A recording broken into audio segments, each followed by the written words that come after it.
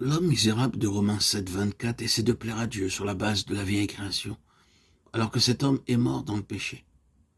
La conséquence de tout cela, c'est une entière faillite. Pourquoi? À cause du péché. L'homme a été crucifié avec Christ. Comment donc cet homme peut-il plaire à Dieu? Si nous sommes morts au péché, nous sommes aussi morts et incapables de plaire à Dieu. Nous avons du mal à saisir que la mort qui nous a émancipés de l'esclavage du péché nous affranchit aussi de la loi. Dès que nous cherchons par nos efforts à plaire à Dieu, nous nous replaçons sous la loi, dans un domaine où la grâce n'opère pas. Romains 6, 14. La grâce signifie que Dieu fasse quelque chose pour nous. La loi implique que nous fassions quelque chose pour plaire à Dieu.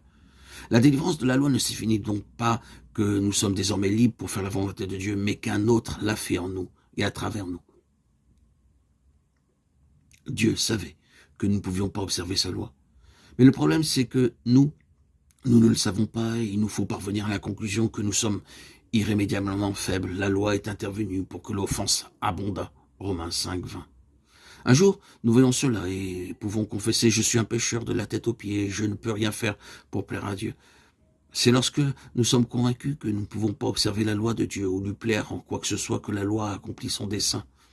Elle est ce pédagogue qui nous conduit à Christ, afin qu'il observe cette loi dans nos vies. Galates 3, 24.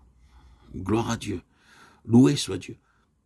Il est le législateur qui est sur le trône et il est aussi l'observateur de la loi dans nos cœurs.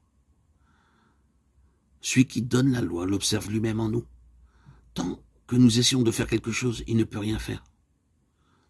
Frères et sœurs en Christ, bien-aimés, c'est à cause de tous nos efforts que nous ne parvenons à rien du tout. Et jusqu'à ce que cela soit reconnu, nos déboires et nos désillusions ne cesseront jamais. Nous avons tous besoin de parvenir au stade où nous désirons « Seigneur, je ne peux rien faire pour toi », que ce soit dans le domaine de mon salut ou de ma sanctification. Mais je crois que toi, tu peux tout faire en moi. Ah, quelle merveille! Une fois, frères et sœurs, qu'on a réalisé, vécu cette pensée dans notre chair, une fois qu'on l'a expérimenté dans notre quotidien, alors la réalisation est effectuée.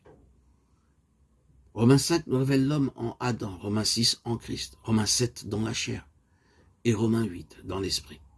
Dès que nous acceptons la révélation de Romains 5 concernant notre état naturel, nous saisissons alors tout naturellement la vérité concernant les provisions de grâce que Dieu nous présente dans Romains 6. Nous reconnaissons comme morts au péché aussitôt, nous voulons plaire à Dieu. Cependant, à notre grand étonnement, nous faisons l'expérience décrite dans Romains 7. Tous nos efforts pour plaire à Dieu nous conduisent dans la chair. Et dans ce domaine, il n'y a que défaite.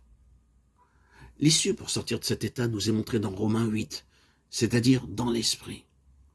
Dès que nous sommes sur le terrain naturel, nous expérimentons tout ce que nous avons de manière naturelle en Adam. Mais si nous vivons dans l'esprit, tout ce qui est vrai en Christ devient effectif en nous. C'est en voyant l'entière corruption de notre vie naturelle que nous la répudierons. Nous reconnaissons nous-mêmes, non seulement comme morts au péché, mais morts aussi à l'égard des exigences de la loi, morts car incapables de plaire à Dieu par nos propres efforts. Lorsque nous refusons de vivre dans la chair, c'est-à-dire lorsque nous répudions le péché, mais aussi le fait que par nous-mêmes nous ne pouvons pas plaire à Dieu, alors, et pas avant, nous expérimentons ce que signifie vivre dans l'esprit.